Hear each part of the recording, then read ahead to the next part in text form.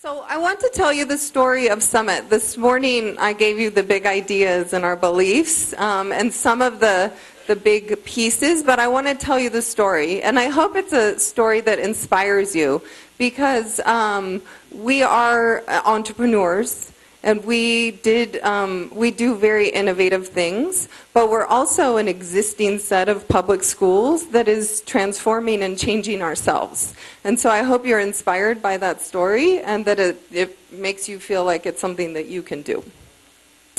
I want you to understand a little bit about our context.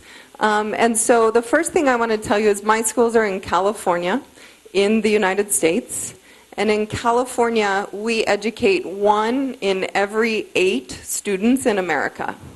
We're by far, the largest public education system in America, in California.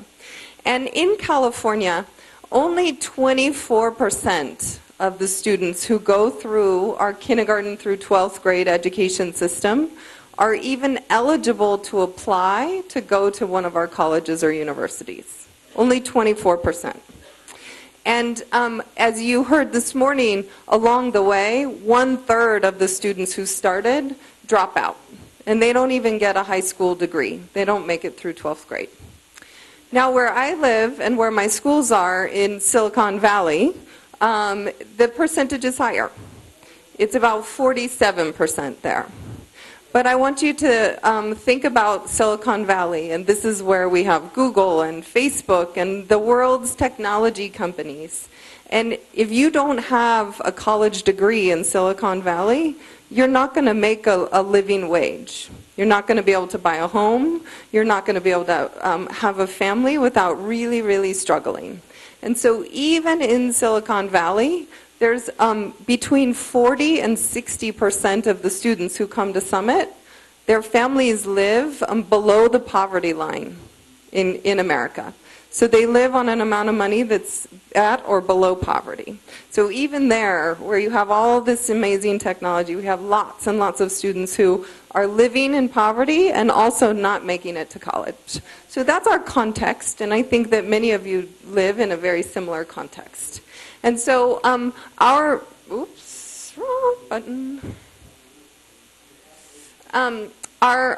foundation when we started the Summit Schools 10 years ago was to say we want to reimagine the American public high school, and we want to get fundamentally different results. We don't want 24%, we want 100%. 100% of our students ready for college. And this is a really important concept in the United States, getting students ready for college. And it's what we're all driving for. And that's because there's 2 key things. Number one, if you're ready for college and the skills you need, you're probably also ready for many careers. And so those 2 things are similar. And number 2, as you probably know, the U.S. is having very difficult economic times right now. And the data is very clear that the people who have a college degree can still find work and are doing okay. But if you didn't achieve a college degree, and worse, if you don't have a high school degree, you are unemployed at rates significantly greater than people with college degrees. And your opportunities are significantly lower. And so for those of us who are in public schools, we believe we have to give kids the opportunity to go to college. And it's our job to get them ready for that. And so, just started going ahead. And so when we set out to reimagine American high schools 10 years ago, there were some key principles, and you heard these from High Tech High this morning. Number one, we wanted our students to represent our communities that we're in, to look the same as the communities socioeconomically, racially, linguistically. We wanted them to be representative of the communities that they're in, number one. And we have very diverse communities. Number 2, we wanted every student to have access to a very rigorous college preparatory curriculum that would get them ready for college. The number 1 reason students aren't ready for college, they didn't take the classes. They did not take the courses that they needed to get ready. The third piece is that we felt like we have to have high expectations for every student, that we have to believe that they're all capable, And then we have to balance that with very high systems of support so that they really can be capable. As you heard this morning, we have a really deep focus on college and career exploration and exploring your passions and interests in life. And finally, like I said, our mission is to prepare every single one of our students for college and career and to be contributing members in our society. So for 10 years we've been doing this. And that means that we have 6 groups of students, almost 7 in one more month, 7 groups of students who've graduated from our schools after being there for 4 years. And 100% of our graduates have been eligible to apply to college, 100%. 96% of them have been accepted to at least one, if not many more, 4-year colleges and universities in the United States. And this is a statistic you don't see or hear many places, but we're tracking this. In the US, believe it or not, there's no way to track how students do in college. Can you believe it? We don't have data on that. But we follow every single one of our students on Facebook. And 55% of our students are earning a 4-year college degree. And you might say 55% because that's what we say. What I can tell you is that's double the national average in America. And what I want you to know about the national average is they start counting with the 24% who were ready for college. So only about 25% of that original 24% actually earn a 4-year degree. So we're at 100% and then 55% of those. So pretty good, right? And a lot of people said, oh, great, you're good, just keep going. But what we said is that's not good enough. And all those pictures I showed you of our kids, we know every single one of them. And we said we have to get to 100%. And so a couple of years ago, when we started seeing this data, we took a really hard look at what we could do with our students to get to 100%. And we looked at our organization and our schools and at the research and universities and foundations, and we looked across the country. And here's what we found. Number one, when students go to college, if they have to take any sort of remedial courses, that automatically means they're going to have a significantly harder time getting a degree. And so when you unpack that, what that means is if students don't have a good solid grasp of all the little bits of learning that you saw so many maps this morning, right, that show all those bits of learning, if they don't have all of those when they go to college, they're going to struggle. And most students don't. They have big holes in their knowledge and learning. And so even our students had holes, and we had to fill them, number one.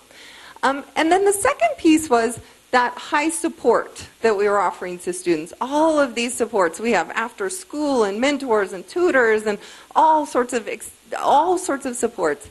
What we discovered is that wasn't actually, when the students left us to go to college and into life and the supports were gone, they started to struggle. And we had not built in them their own skills to support themselves going forward. So those were our 2 big findings that we had. And like I said, we looked out and saw the research. And then the second piece is 10 years ago, much of the technology we talked about this morning did not exist. And every single day, new technology becomes available that we're going to talk about in a minute that did not exist. And so what we're discovering is things we've wanted to do now are possible because of the new technology that's become available. And so, like I said this morning, we decided to rethink the whole experience. And so here are the key pillars of rethinking our new school experience. And the first I spoke at length this morning. It's about being self-directed and empowering students in their own learning. The second is to provide even more opportunities for these really deeper skill developments across the curriculum. So moving away from separate science, separate English, separate history, into a more integrated, authentic approach. The third is to make possible even more real-world experiences that allow our students to explore their passions and interests. To attack that deficit where students have holes in their knowledge by ensuring that they all have a personal pathway where they can really move through what we call competency-based progression. So they're becoming competent at all of those pieces of learning as they go. And then finally, always incredibly important to our school is the community, and to foster a sense of belonging and a sense of connection and a community, a learning community that works together. And so those are the key principles for our vision and our remodeled school. As you saw this morning, it's centered around this, this cycle of self-directed learning that while it seems very basic and obvious, this is not what students naturally do. What we discovered is only about 20% of our high school students come to us, and this is somewhat natural and intuitive for them. The rest of them, we have to teach this to. And the big pieces that are missing, students can set goals, they can throw things out there, but what they don't do is create a disciplined plan of how to achieve those goals. And this is a really crucial step that gets missed. And then we control how students learn in our traditional schools, and we tell them when and how they're going to show what they know. And so a big piece of this self-directed cycle is giving them lots of choice in how they learn and letting them show us what they know on demand, whenever they're ready to show us. Okay? And then, of course, reflection is always a key part of being a learner, and we find this does not come naturally to most students. This has to be practiced and taught. So, I showed you this morning the elements of our school day, and so now I want to go into a little bit more detail around them. So we're going to talk about the pieces of the day, this core time, the personalized learning time, and the community time in a little bit more detail. And so let me start with the core time. The core time is, and you're going to hear a lot about this from High Tech High because it's a very similar approach. It's a project-based approach to learning. And what's important to understand about the projects is that the learning really happens in the doing of the project. And this is different from sometimes the way we do projects in traditional schools. And one way to think about it is projects are often assigned as what we would call dessert. So you have your main meal, and that's the teacher maybe lecturing or teaching and doing all the learning. And then a teacher will say, oh, for dessert, for the sweet, we'll give you a project to do. And, you know, make a pretty poster. But there's no learning. It's not learning, and it's supposed to show what you're learning, but it doesn't really give students the opportunity to learn in the process and to authentically show what they're learning. And so we think of projects as the main course. And that's a really important piece to understand. Projects is the main course where the learning is really happening, number one.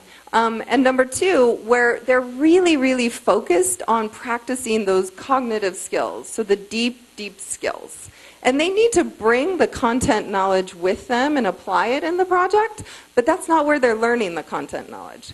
They need to bring that with them, and we'll show you how they do that in a moment and how it connects. And so some examples of these deeper type of projects are, you know, a persuasive speech or big research papers where kids are bringing these big skills together, science labs or engineering activities or things where you're making things, okay? We want the students to work in groups. They all produce their own product, but they do a lot of collaboration with their peers on the project. This is really important. And notice they're in heterogeneous groups. So we don't say, oh, all the kids who are really good at this go in this group, and the kids who are not good go in this group, because that's actually not how you value the skills and learn from each other. So the groups are very mixed and heterogeneous. I mentioned the Common Core this morning. This is the national standards the United States is just adopting, and they have two parts to them. One part is about the content knowledge, but the other part are about these skills, these cognitive skills that are consistent. And so we're really focused on those big cognitive skills here. And finally, they have what we call understand and apply assessments attached to them. And so this is multiple methods of assessment, and I'm going to show you the platform we use to do that in a moment, so I'll hold on that. So a companion piece to this core time is what we call the personalized learning time. And I said the students need to bring their content knowledge with them to the projects. But you know, it's really hard to motivate students to learn how to do a quadratic equation just because you tell them, oh, you need to do the quadratic equation. And they say, why? I've never seen anyone do a quadratic equation ever in my life. Why do I need to know that? And so the motivation to get them to do that is very difficult. And we can try to use incentives and games and, you know, inspiring teachers, and that will work to some extent. But we find works better is to assign the students a project and say, you know, there's 3 key pieces of content knowledge you need to do this project well. And one of them might be the quadratic function. And so they learn their content in service to their project. And the way they learn it is very personalized.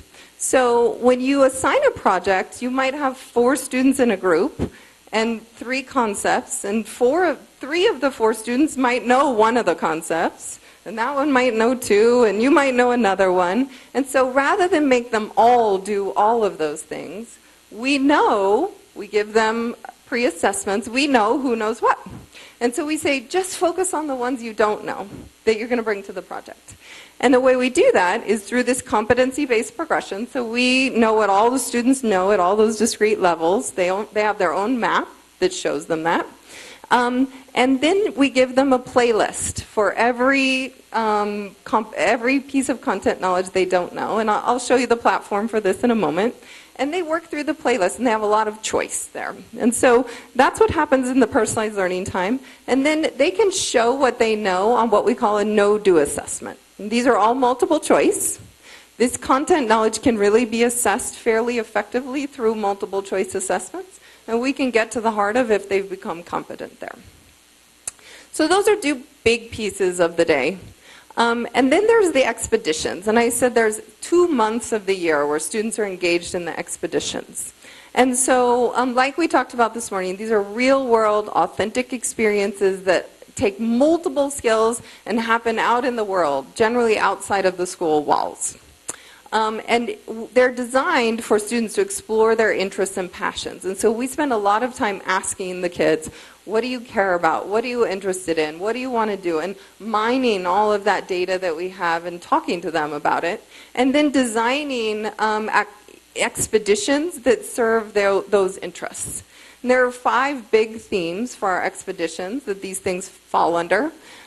One is around cultural appreciation. So it's very broad. It's all the arts. It's all the culture. It's everything. Second is around college readiness and what it takes to actually be ready to go to college. Third is preparation for their career of their interests. Their own personal health and wellness. And then finally, being a contributing member of our community, having a purpose. Understanding that your learning is connected to a higher purpose and something you're going to do with it. And what's key about the expeditions is at the end, it's not just fun for 2 weeks, although kids think that. They are required to publish and publicly present the culmination of their work. But it's really authentic. And so like I said this morning, it's something that is connected to whatever they were doing. So like it could be an exhibition, it could be a community forum that they lead, it could be that they've built a house for a family through Habitat for Humanity. And that's what they're showing as their publicly presentable piece of work. And we facilitate this process with a whole bunch of partnerships in our community. And here's something really important that we discovered when we started doing this work, is that there are so many organizations in our community that are designed to serve students when they're outside of school. So in the afternoon, in the evening, and on the weekend, because that's when the students are available if you're not a school. And so when we came to them and approached these organizations and said, would you work with us for 2 months a year during the school day, they thought it was the best thing because they could use their facilities during a time when they're not getting used. They could engage their teachers and their professors and their workers at a time when they're not being accessed. And they could generate some additional revenue that wouldn't be available to them and have a meaningful partnership. And so we've had incredible success with partnering with the community in a really authentic way that's mutually beneficial. And then finally, the community time. This is being remodeled. We've been calling it Connections for many years, and we're moving it to be a community time. And so I mentioned earlier that every one of our faculty members serves as a mentor for a group of students, about 18 students, and they stay with them for their whole time that they're in the school. And this mentor is the adult advocate for the student. They're the direct liaison with the family. They are the one who help and sit with the student to think about the personalized learning plan, and they regularly check in on the goals. And so there's a time built into every day where that mentor gets together with their student and the group of students, and they almost become a family. They're this very tight community that comes together. And this is where we really focus on practicing those non-cognitive skills. And we model them, and we discuss them, and we give each other feedback in a very safe space. And we have a lot of rituals about what we value and what we honor, and we do that in this time, and we bring the community together.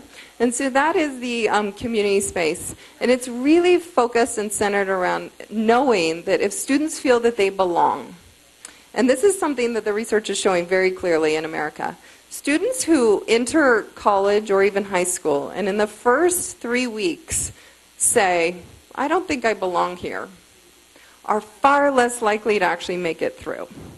And what's central to actually feeling that you belong is connecting not only with your professors or teachers, but with your community and your peers who are there. And so we really try to facilitate and foster that sense of belonging in the community time. I showed you the trajectory tool this morning, and so this is an actual student interface that the kids have and see on their computers that gives them their detailed information. And this is sort of the big high level, and then it drills down into the individual places. And so I want to talk about some of those individual pieces. The first is what's called the Activate Instruction platform. And it is what houses our playlists for that personalized learning time. And the second one is Show Evidence, and it's the platform that houses our core projects. So we'll talk about that. And then a personalized math guide, and I actually don't have a picture of that up here, but I can tell you about that. So let me tell you about Activate Instruction. Activate Instruction is a product that we as a school have been co-designing with a technology company. And we've received funding from a foundation to do this. And it's a platform that's free to everyone. It will be released to the world in September. We've been working on it for about 18 months. And what it does is it allows individual teachers or schools or school districts to create playlists. So how many of you have some sort of music device, an iPod or something, where you have a list of your songs? And anyone have that? Yes? Okay. And you know you can go out to the iTunes store or online and you can have all the songs in the world available to you. And you can bring them in onto your device and you can organize them in playlists, right? You can have your, workout playlist with all of your songs, and you can have your relax playlist or your, nice dinner playlist. So you organize them around your themes, but you have all those resources available. So this is the same idea that we wanted for students. We wanted to be able to curate the best of what's existing in the world into a place around a single idea or topic or theme. And so for every single piece of knowledge our students need to learn, that's what we've done. We've brought the best of all that's on the web, as well as everything our teachers have developed. So one of the drawbacks we found to other systems was you could only get whatever that system created. So they say, here's everything to learn quadratic functions. And we would say, but our teachers have really great work on that they developed that we want to add in there too. Oh, sorry, you can't do that. And so we've built a platform where teachers actually have control, where you have access to all of those pieces, but you can curate them how you want, and then you can add all of your own pieces. So you can put your best lessons up there, you can put videos, you can put whatever you want up there onto the playlist. And then the kids get to choose from the playlist. So when they set their plan for learning, they don't have to do all the things on the playlist, they don't have to do them in order, they actually pick the ones that work best for them. So for example, some of our students, you probably know the Khan Academy, some of our students say, you know, I love the Khan Academy, and so I like to do those problems, that's how I learn my math best. But I don't like watching the video, so I just want to do the problems and get the hints. Or I want to do my teacher's worksheet. Or some of them say, I really like to read the textbook first, because I want to understand, and then I want to do practice problems. So they start to learn about themselves and how they learn best. And they get to pick and make a plan. And then, when they're finished making their plan, they start to learn. And they have a lot of control over it. We ask them to, just like if they're on any other online platform, rate how those activities work for them. Did you learn from that? Was it interesting? What did you like about it? And we gather all of that data together. And we put a rating system on there. So just the same way they do on, Facebook, they give it a thumbs up or a thumbs down. We collect that data, and then they can use that as they go and make their choices. We don't tell them how long or what they have to do. What we say is, when you're ready to show us what you know, tell us. Just raise your hand and you can take a test and show us. So they can take the assessment whenever they like. And then they can, if they pass and are competent, they just move on. If they're not, it tells them what they missed and what they need to go learn again. It gives them immediate feedback within 2 seconds. They literally take the test online, and 2 seconds later they know how they've done. And I'll tell you a story. When we first implemented the system, I was there in the room watching, and the first student took the assessment, and I was watching, and he didn't pass. And so he stood up, and he started to walk out, and I said, wait, what happened? He said, well, I didn't pass. I said, oh, so what's going to happen? Does a teacher need to sit with you and work with you and tell you what to do? He says, no. Looked at me, he said, no, I need to go back to my playlist and figure out how to learn this before the end of the period so I can come back and pass it. He just pushed past me and went to learn. I thought, okay, well, there you have it. Get out of the way and let the students do what they need to do, right? So that's our Activate system. And you can see the students just drive that. So this system is designed for what we call the know and do. And so think about writing in 2 pieces. Number 1, there's writing a big essay, right? We're about to get to that. It doesn't do that one. But there are elements of learning how to write, noun and verb agreement, or the elements of grammar, or vocabulary words, or all those sort of discrete pieces. And that's what this system does well. And that's what a lot of online systems do well, is really enable kids to learn those things quickly. And so we've purposely pulled those apart and said, let this system do what it does well, and then we'll put the writing the big essays in the other piece. So the next piece I want to show you then is, and what I want to tell you about that platform and everything we're doing, again, free to the whole world, forever, in perpetuity. You would have to translate it, probably, but you are welcome to do that. And it's a community of teachers, because every single teacher who puts something into the system, it's shared. And so when you go in, if you use this in the fall, you're going to find 50,000 resources that my teachers have already curated and created and put on to the platform. And you can add your own, you can mix them around, you can do whatever you want with them. So the second platform is Show Evidence. This is not something we developed. It's been developed by a large foundation in America. It's just become publicly available. And I'll tell you, as a former writing teacher, when I saw this, I cried. I was so excited. It's so amazing. It's what I've been waiting for my whole teaching career. And so what it does in a very beautiful format, it allows you as a teacher to put your whole project or your whole assignment in an online environment. So I don't know, how many of you are teachers? Yeah, and so you know when you make an assignment, a big assignment, you maybe have all these different handouts and directions, and then you want to show a video clip, and then you want to maybe, give a page from here, and you want to bring all this learning experience together. And this platform allows you to put it all in an online environment where very easily, very beautifully, where kids always have access to it in a single place. And then as they move through that learning experience, they need to submit their work. And so it very easily allows for students to submit work from all different programs and platforms. I'm showing you an essay that was submitted, but students can submit video. So for example, if they were giving a speech or a discussion, you can videotape it and submit the video. You can take pictures of things, and so for example, if they did a project, you can load the project up there. All different formats, PDFs, Word docs, Google Docs, anything. And so what happens then as a teacher is I have put my rubric for how I would assess an essay, because it's not a multiple choice, right? It's a rubric. And so I've put my rubric into the system. And so for our schools, we have one giant rubric for the whole school for all of our cognitive skills. So we say, problem solving is the same across all the subjects. Writing an effective thesis is the same across all subjects. We have one giant rubric that's done.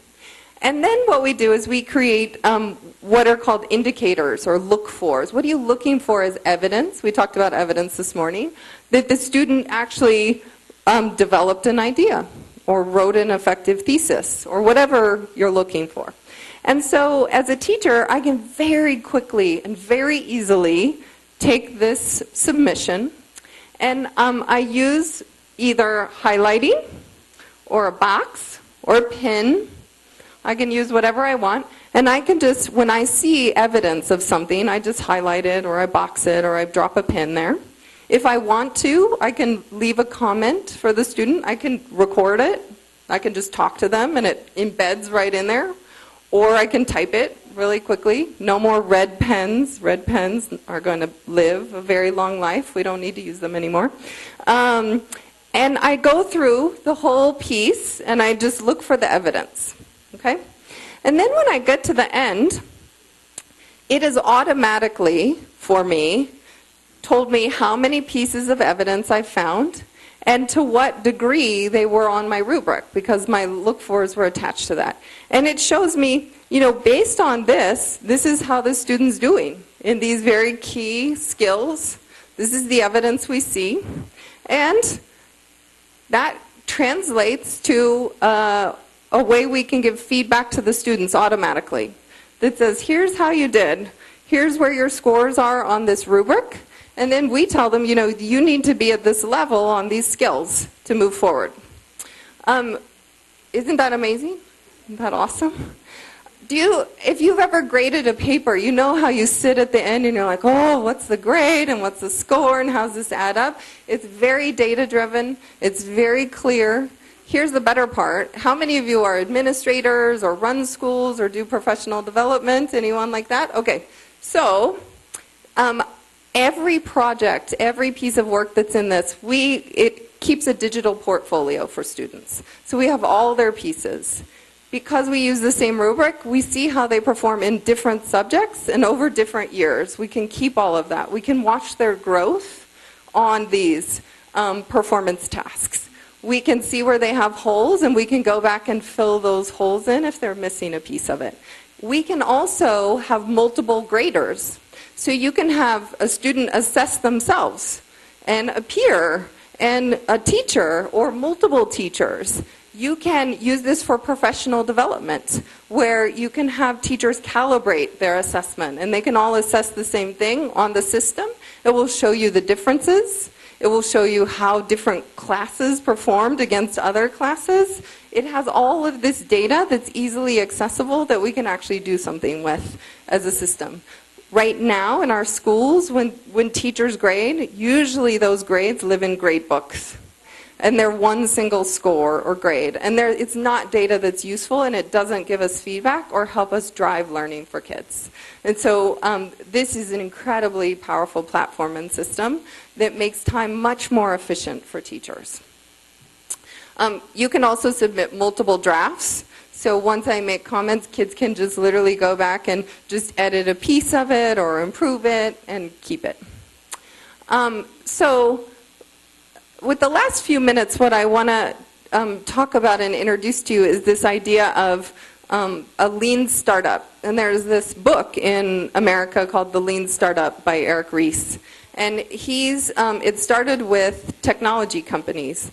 And lean startup is a way that you actually rapidly iterate on your product in order to get to a better product faster. And so most people wouldn't think that that was applicable in education. Because in education, what we tend to do is we try something for a whole year. And then at the end of the year, we think, oh, did that work or not? We usually don't use data, and then if we liked it, maybe we keep it, or if we didn't, we don't. But we're not thoughtful about that. And this is not a way to reinvent or to iterate or to innovate, okay? And so one of the things we did as an organization was adopt the principles of a lean startup and to become very, very disciplined about how we actually improve our practice and our work and our model through rapid iteration and lean startup principles. And the basic idea is that you design something based on what you know, but you design it very quickly. You don't plan for a year or two like we normally do. You plan very quickly.